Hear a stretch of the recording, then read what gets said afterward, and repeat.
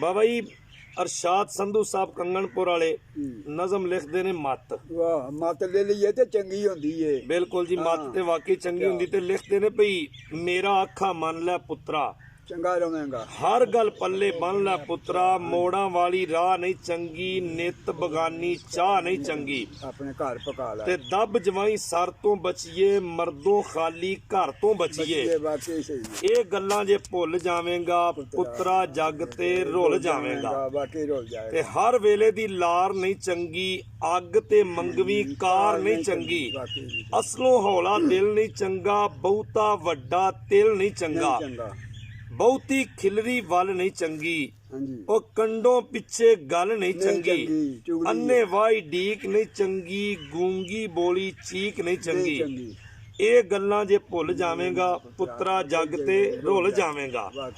ते तिड़के मारी छाल नहीं चंगी बहुती लम्मी काल नहीं चंगी रुखां थल्ले मच नहीं चंगा ढेर फसादी सच नहीं चंगा बेकदरे दी खो नहीं चंगी बदो बदी दी मोह नहीं चंगी ते कखा नेड़े अग नहीं चंगी सिर तो भारी पग नहीं चंगी।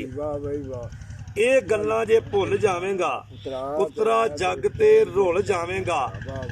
उस तो पिछे होर नूं फड़िए वो पहला घर दे चोर नूं फड़िए ते करनी नित अखीर नहीं चंगी ओए कुत्तियां अगे खीर नहीं चंगी लड़ के कीती वंड नहीं चंगी लून दे नेड़े खंड नहीं चंगी हर भांडे नूं बोड़ नहीं चंगा अंदर लुकिया कोड़ नहीं चंगा।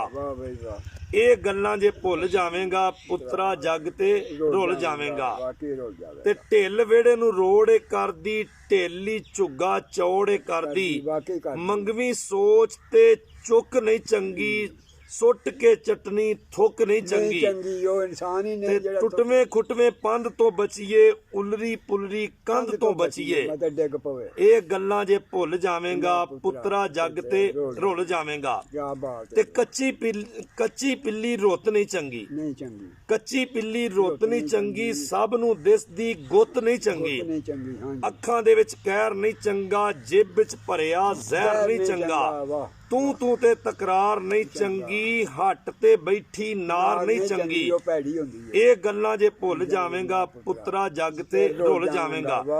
ते खाल नूं थां तां रोन नहीं चंगी ओ वखरी वखरी तौन नहीं चंगी सावण भादों धुप नहीं चंगी मौतां वर्गी चुप नहीं चंगी एवें करनी चोट नहीं चंगी ओ किसे भी शै विच खोट नहीं चंगी रस्ते दे विच बेर नहीं चंगी सुलह च करनी देर नहीं चंगी झटपट कर लो सुलह ते बिना राग तो सुर नहीं चंगी बिना राग तो सुर नहीं चंगी बहुती भी चुर चुर नहीं चंगी।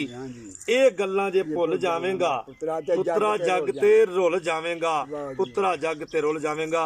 सो अगर ये नज़म अच्छी लगे तो ज्यादा से ज्यादा कमेंट करया जे ते ज्यादा से ज्यादा शेयर करया जे। बहुत मेहरबानी बहुत शुक्रिया। अस्सलाम वालेकुम।